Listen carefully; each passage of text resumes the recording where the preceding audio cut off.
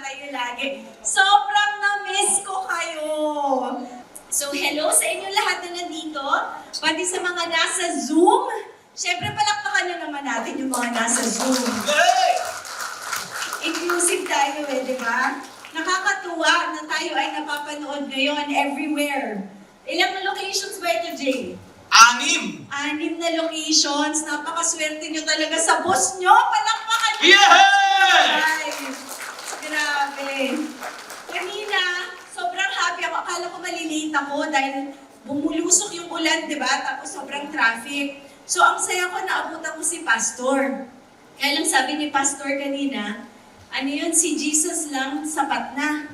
Meron ako nakitang version nito, si Jesus lang tsaka extra rice.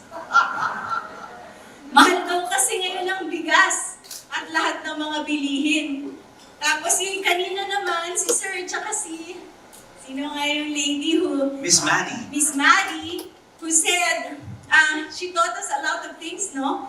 Pero feeling ko yung pinakang-effective dun sa akin yung deep breathing. Kasi kung nakita ko yung slides na nag-e-exercise tsaka nagda-diet, na-stress ako, kailangan ko mag-deep breathing. Kayo din ba? Yes, okay. Ako, suki talaga ako sa deep breathing kasi pag sumasakit yung ulo ko sa mga scammer, 4 counts in, 4 counts out.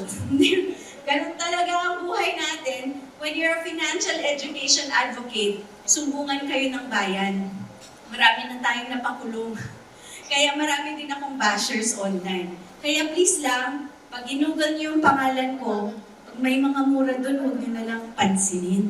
Maraming galit sa akin kasi maraming nakulong dahil sa mga reports ko sa Inquirer, sa Business World, ngayon online. Kaya pag sa Facebook, baka kung ano mapanood nyo, panoorin nyo na lang yung mga video na payat ako. Okay?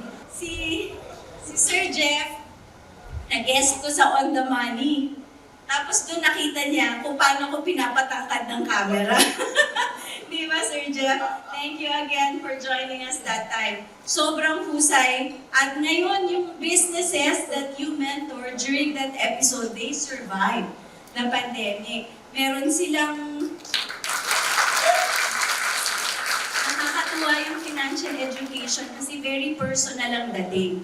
Kaya ngayong hapon, I hope na yung ikukwento ko sa inyo, personal din yung dating sa inyo. Okay lang sa akin picture ng slides, i-share nyo yan. Okay lang kung itag nyo kami, itag nyo rin, don't forget, Sikap Pinoy 2022. Yeah! I-share ko talaga si Jay. But before I begin, I'd like to ask, kasi 5 years na natin itong ginagawa. Grabe, palakpakan naman natin yan.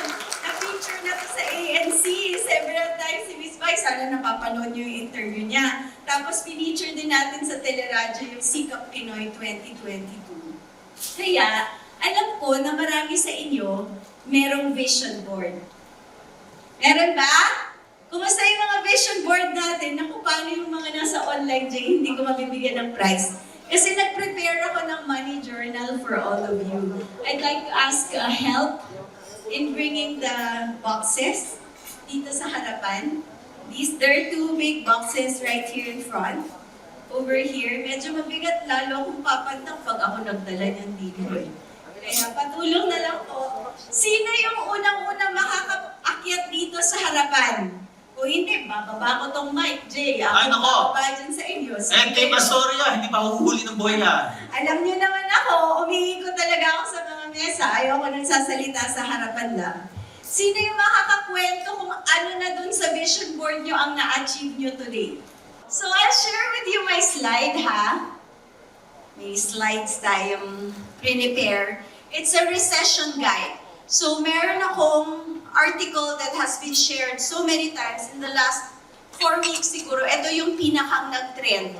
It's a recession guide for everybody who is going through all this financial tightness. Diba?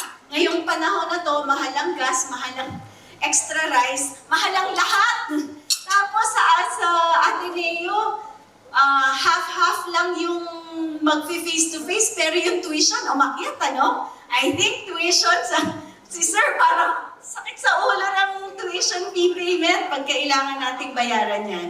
So anong gagawin natin?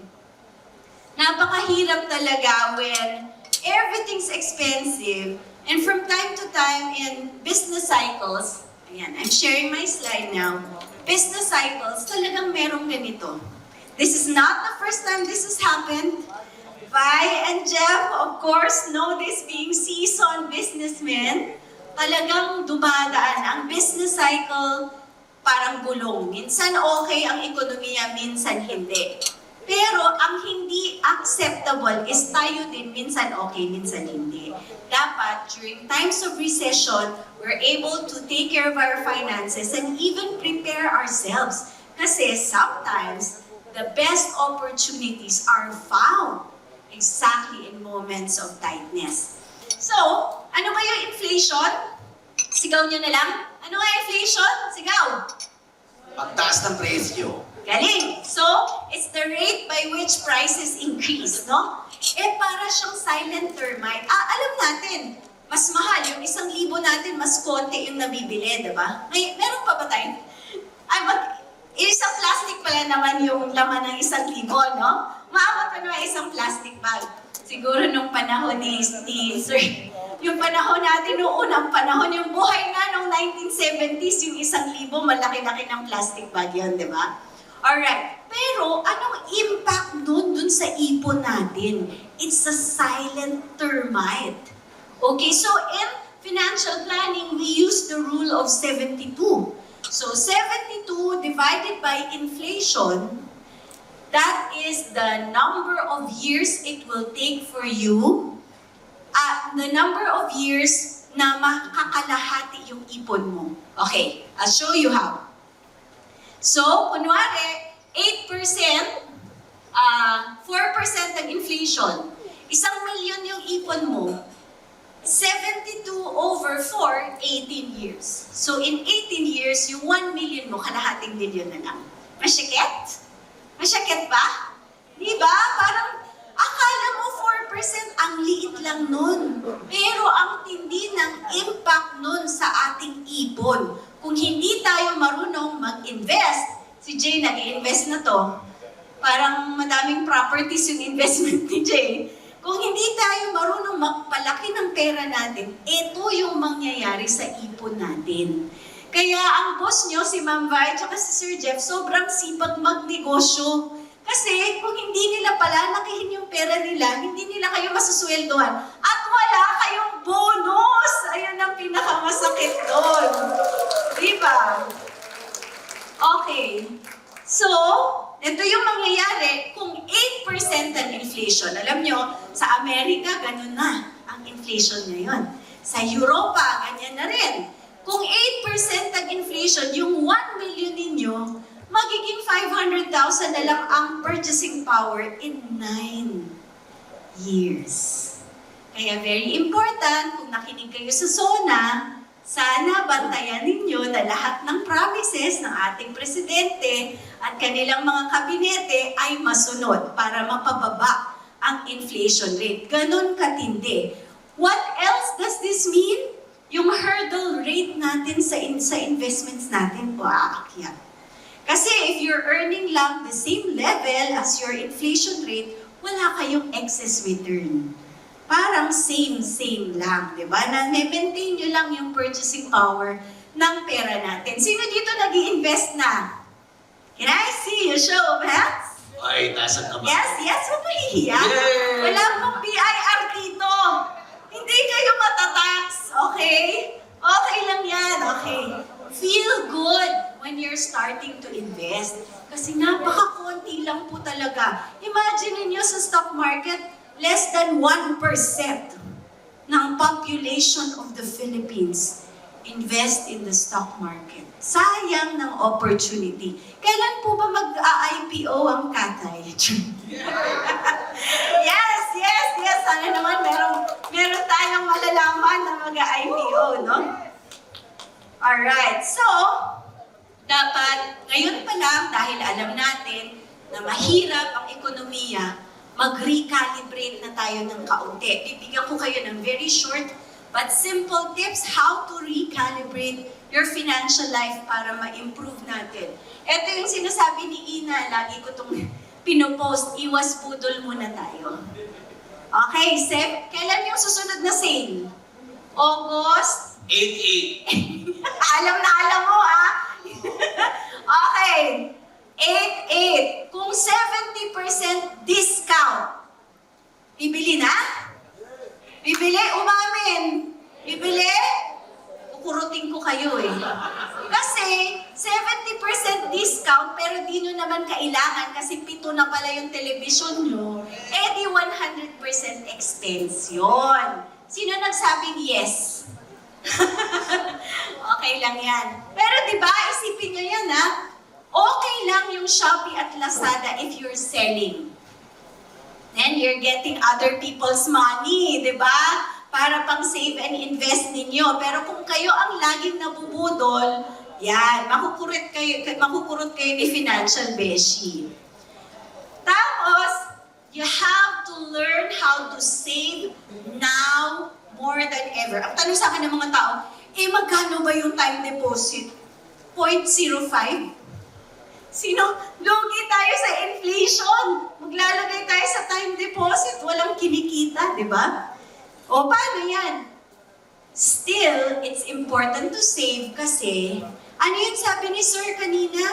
Pag na-ospital tayo, 85% of Filipinos spend 35% of their income in the past 2 weeks. Lalo na kung hindi kayo nakinig sa akin at hindi kayo bumili ng medical insurance. Diba? Hindi po ako nagbebenta, hindi ako life insurance agent. Wala po akong kinikita sa mga ganon. Pero winter is coming talaga. Kaya, the only person who will survive is the person who is paranoid. Alam natin, ang health issues laging nandyan. Buti kung napaperfect natin yung tinuro ni Mads kanina. Kung hindi pa tayo perfect, si Miss Vido, grabe ang diet. Na-stress talaga ako dun, pero kaya ang sexy, di ba naman? Ilang taon na, mukhang mas bata pa kesa sa akin. Uwi na ako. Si Jeff kasi araw-araw nag-treadmill yata to. Oh, yes! Sabi ko na nga ako treadmill. Ano pa, sir? Weights. Huh? Na-stress ulit ako. Mag-deep breathing ako, sir. Ayan. Yan ang mga gusto natin mangyari sa buhay natin, right? But, if you don't have savings, and you need to work long hours, hindi ka rin makakapag-exercise. So, kailangan natin talaga mag-save and invest to live that balanced life. So, save now more than ever.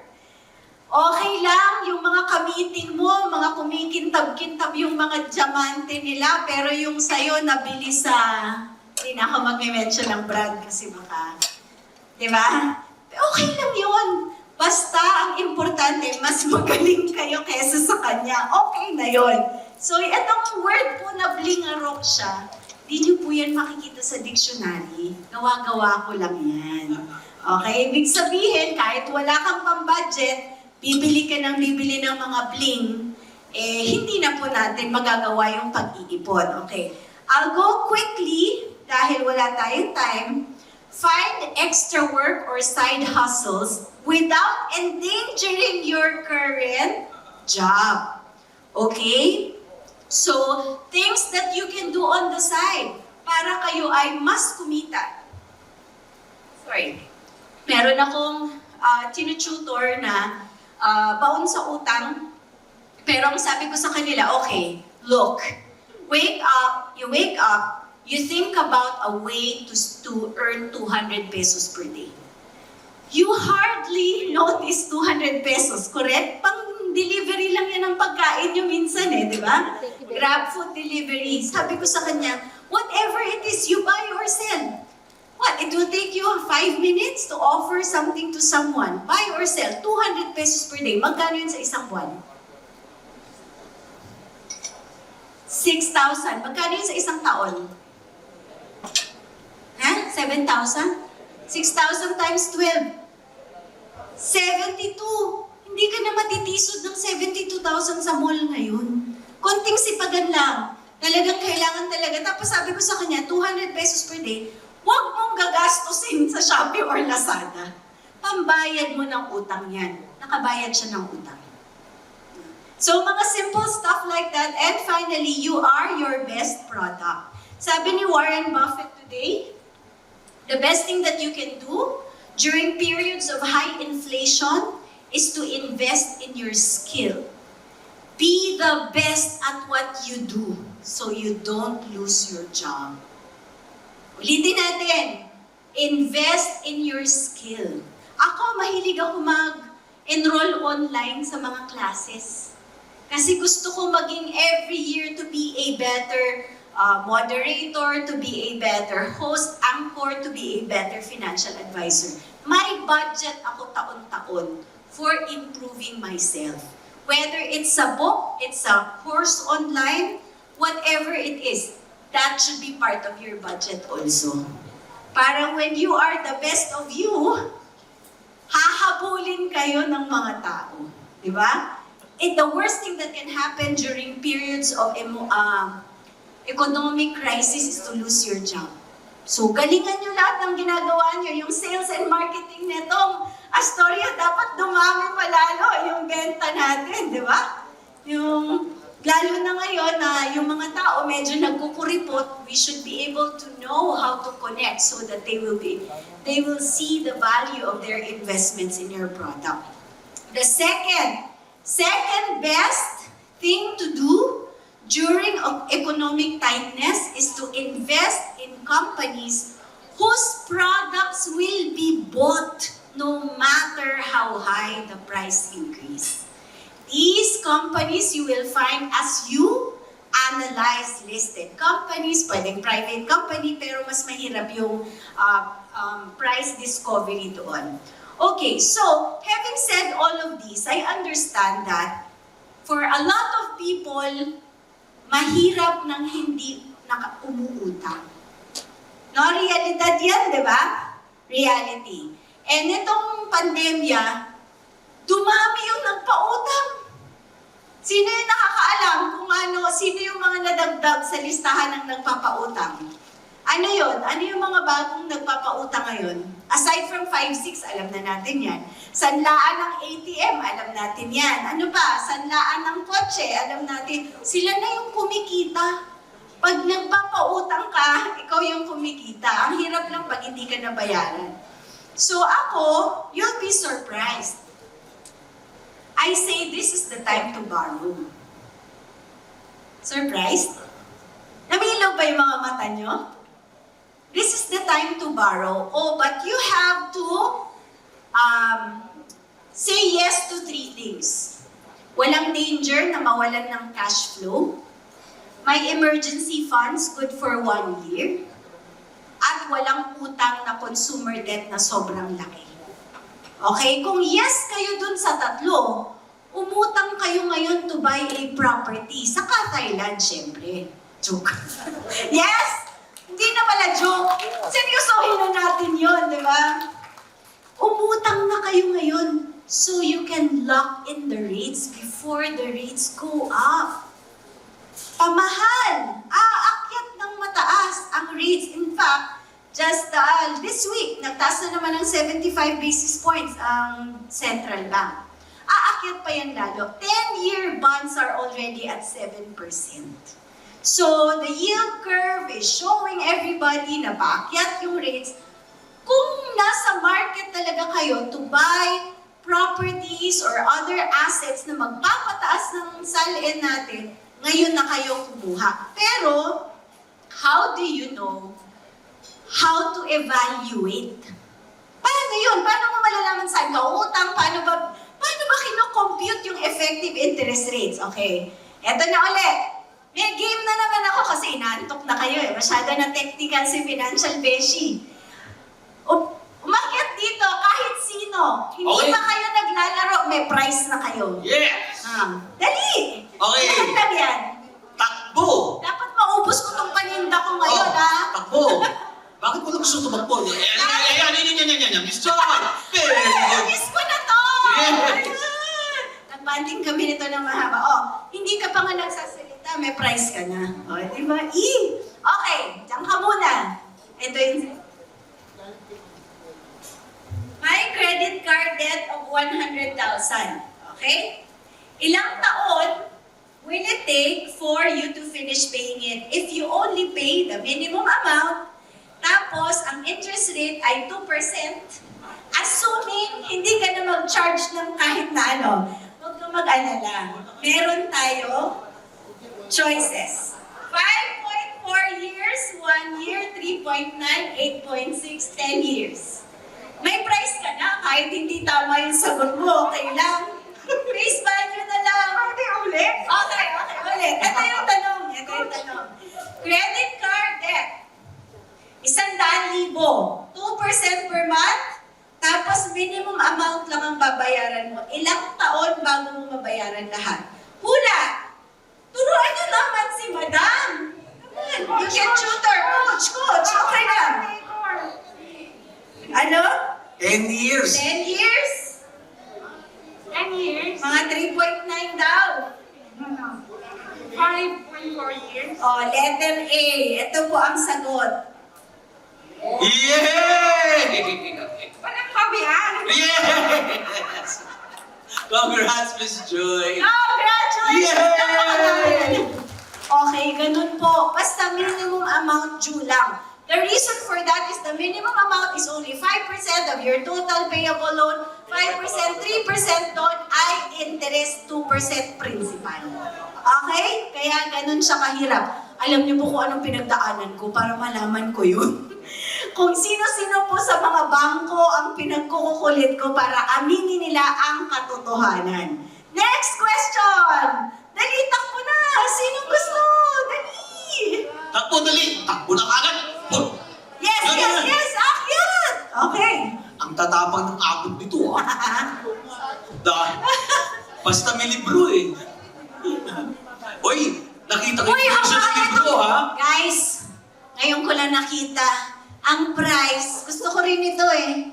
Ang ganda ng libro na to, no? Correct. Ako sa inyo, akyat na ako agad. Okay, next question. Pwede kayo mag-coach ha, magkano yung interest? Same situation, 100,000 minimum amount lang binayad, 2% per month. Magkano yung interest over the 8.6 years? Okay, here are 50,000, 10,000, 68,000, 80, 20. Ano? Come on! What's the answer? Ano daw? Nagko-compute na siya. Finance yan, dapat tama ang sagot niya. Mapapahiya ka sa amin.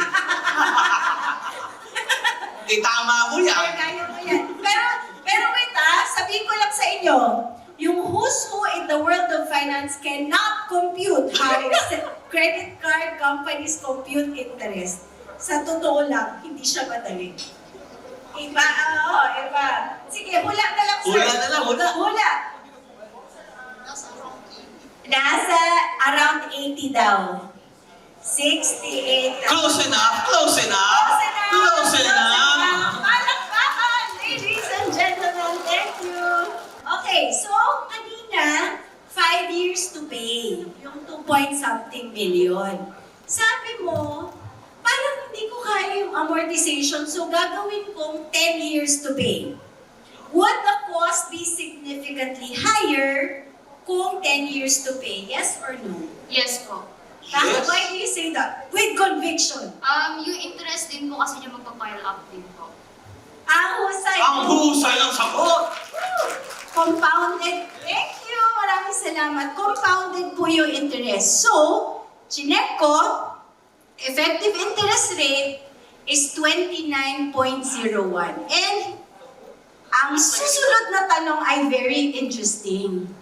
Kung minove mo siya to 10 years, magkano yung total interest na babayaran nyo? So, ang ginawa ko, gumawa ako ng amortization table. Medyo geeky na yan. Hindi ko na ipapakita sa inyo.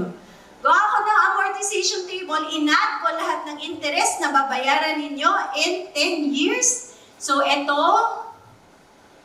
ang choices. Ay! Lumamas.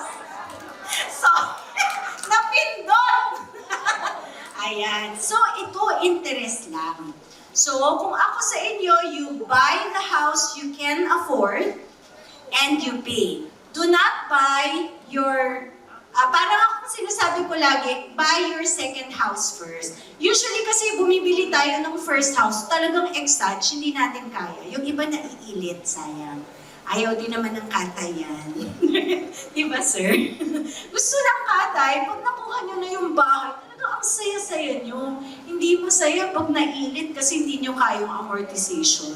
So buy only the house you can afford. A financial advisor or your agent can show you how to compute. Huwag masyadong greedy. No? Tapos, pag natapos nyo yun, then you can buy a bigger house. O, di ba? Alright, and then, eto na, online lending agencies na tayo, friends. Okay, bilisan ko na. Siguro ipamigay na lang natin to mamaya. Para mabilis. Ay, meron. Okay. Ang bilis nun, ha? Tuwang-tuwa ako pag tumatakbo. Ikaw na ako kumuha kasi yung slit ko masyadong mataas, nakakahiya. Dito, ayun, isang box na ako gusto niya. Okay, game. Alright. So, desperate ka for cash. May online lending agency. Gusto niya, sabi niya, mag-apply ka, in 5 minutes, you get the cash in your digital wallet. Yung loan amount mo, 3,000. This is true to life. Ganito po talaga yung OLA. 3,000, pero ang makukuha nyo, 2,000 lang.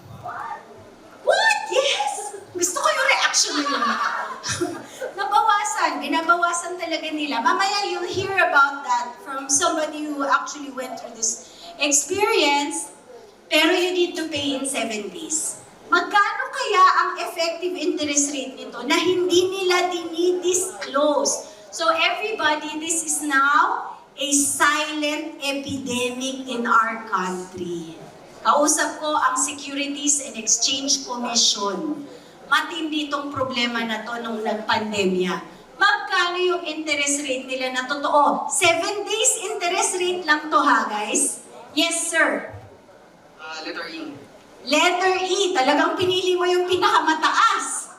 At dahil dyan, ikaw ay tama! High five! Yan. Thank you. Yan po ang totoong interest rate ng OLA. Kaya hindi talaga nakakaahon because parang kang ginigisa sa sarili mong mantika. There are other ways to get money pero, you know, mamaya may surprise ako na ibibigay sa'yo. Bilang kaka-birthday lang ni Miss Vi at ng kanyang anak. Okay, your high school friend may 5-6 business. Kailangan mo pang tuition. Friend mo naman yung nagpapa 5-6. Pwede na o hindi? Sigaw! Ano? Hindi ko naintindihan. No? Talaga ha? Walang magpa 5-6 sa inyo ha? Check ko kay Ronnie yan. Pag may nalaman si Ronnie na, okay, bakit no? Effective interest rate ng 25,000 loan with 20 daily payments for 1,500 per day payment. Sa buong Pilipinas, ang sinasabi lang ng mga tao na nag-5-6, kaya ko naman yung arawan na babayaran. Pero hindi mo nare-realize, ang interest rate is 649% per annum. Okay? So please, maghanap tayo ng better way to raise cash. And ang masakit pa nito, minsan nagpa-5-6 para bumili ng telebisyon. Sa probinsya, para bumili ng kurtina kasi mag-fiesta na. Mas maganda yung kurtina ng kapitbahay. Tama ba, Miss Joy? Ganyan sa probinsya. Probinsyana po kasi ako, okay. So that's the end of our quick quiz. Yes! Pero hindi pa ako tapos. Yes! Mabilis lang. Merong pangyayari sa ating lending sector. Sobrang dami ng nagbibigay ng OLA. Some of them are not registered. Makikita nyo lang yan sa apps or sa websites. And you don't know this, but pag kayo ay umutang sa kanila, they have access to your address book. And when you can't pay, tatawagan nila at i-text nila yung boss mo, yung kasama mo sa trabaho, lahat ng kasin mo, hindi ka na makakapunta sa family reunion kasi ipapahiya ka nila. No? So, grabe yung cost. You're not just paying the interest. reputational cost. And in my show in Salve's YouTube channel, we actually interviewed a lot of people. One of them, ang tawag namin sa kanya si Miss Cebu kasi naka-off-cam naman sila. Talagang inamin niya, sabi na at a certain point, yung inutang niya kasi para sa dialysis ng anak niya. Her son has since passed away, no? Pero, grabe yung pinahiya siya and all of those things. Sabi niya, alam mo, Miss Salve, miyak na siya nito ha, alam mo, Miss Salve, gusto ko na magpakamatay. Talaga. So I'm telling you, I'm working with the Central Bank, the Securities and Exchange Commission, with many other government agencies para pigilan ang silent epidemic na ito. I'm glad that Vi is helping me with the financial education aspect kasi even with the Department of Education, we're going to teach all the public school teachers modules on financial education for the next 12 months. No, nang tumutulong si Miss Vi, grabe talagang swerte niyo sa boss niyo, sabihin ko lang ulit. Kaya kung sinabi ni Vi, I need you to speak, yes ako agad. Ayan, so that's the lending sector ngayon. Alam nila na sobrang gipit yung mga tao. Dahil alam nilang gipit, lalo nilang iniipit. Okay? So kung nandito kayo sa situation na to, please know there are other financing options. I'll go through these slides very quickly. Bank loans are always better. Kaya lang may collateral. Kaya very important that you build your credit history so that you can borrow formally from the bank. I still say family and friends.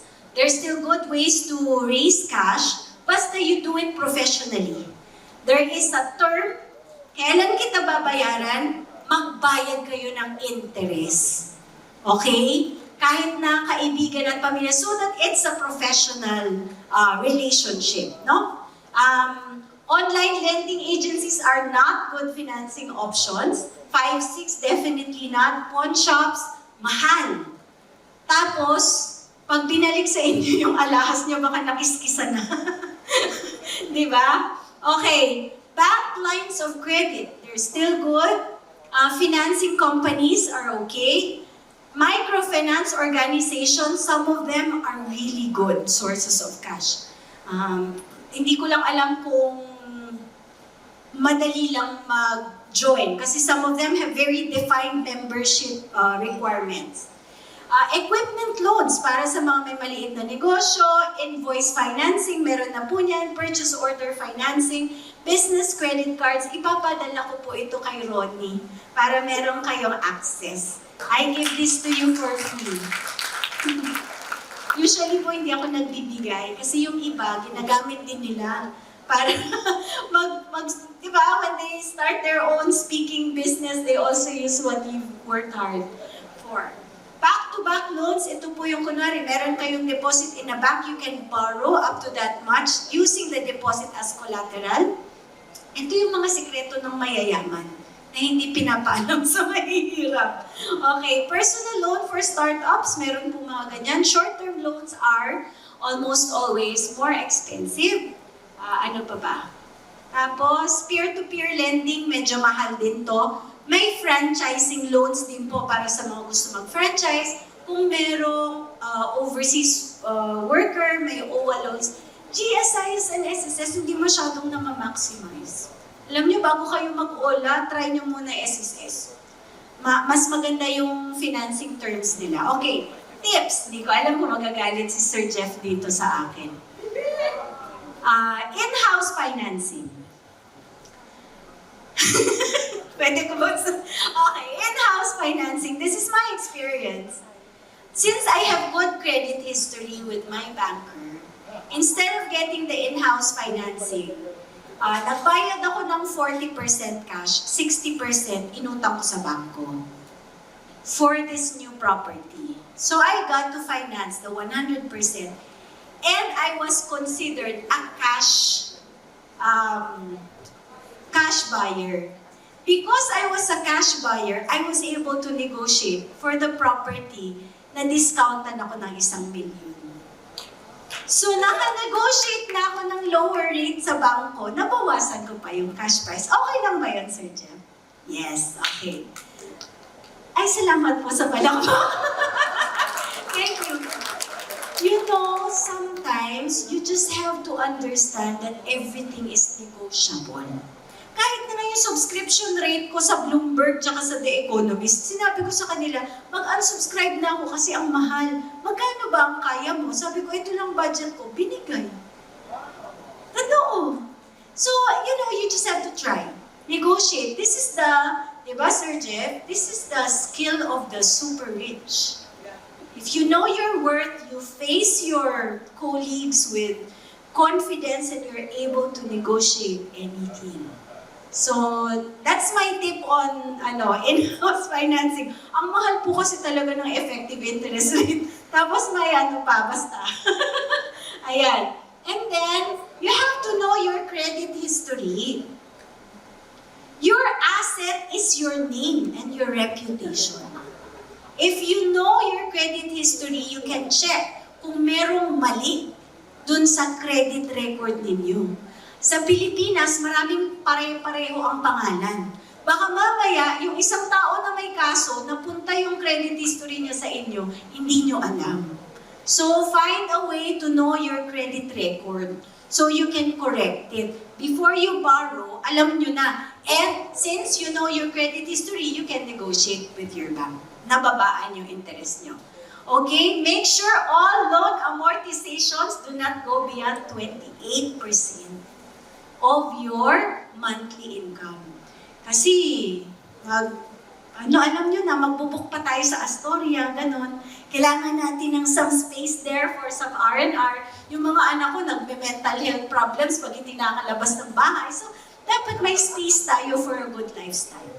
Kaya dapat 28% na. Okay? And then, run away from online lending agencies and 5-6. Okay, ito na. Last na po talaga, promise. First 5 people who message me today in my socials will get a free 1-hour consultation with me personally for free. That's my gift to you because love ko yung boss niyo. Yay! That's a 10,000 peso value. Also, all those who also follow me today in my socials and message me there will get a free copy of my utang manual. Sinusulat ko pa po ito. Pero, si Bay, ay nako Salves, ang dami mo nang dapat sulatin na hindi natatapos. Pero pag nag-message kayo today, I will send you a copy of the utang manual. So that utang manual will have all of the terms, the recommended terms that you can just sign with whoever it is who's helping you raise money. And then they will get, di naman kailangan yung panotarize it, but it makes the relationship very professional. No? And then, syempre, kayo din nagiging professional kasi ganyan. So, lastly, interest doesn't sleep. Di po natutulog ang compounding interest. If you save and invest, you benefit from the power of compounding. If you borrow and pay compounding interest, ang yumayaman ay ang bangko. Last, for those who want to have a career in financial advisory, kahit na tuloy-tuloy pa din kayo dito sa kumpanya na to, we offer courses. I personally mentor. I teach public speaking. You can enroll in the class. Of course, may bayad na to. Alright, so just send me a message if you want. It's called Money Squad, and all of my coaches are called Transformary Coaches. I love you guys. Maraming salamat. Thank you for having me every year. It is such an honor. Thank you very much. Sikap Pinoy.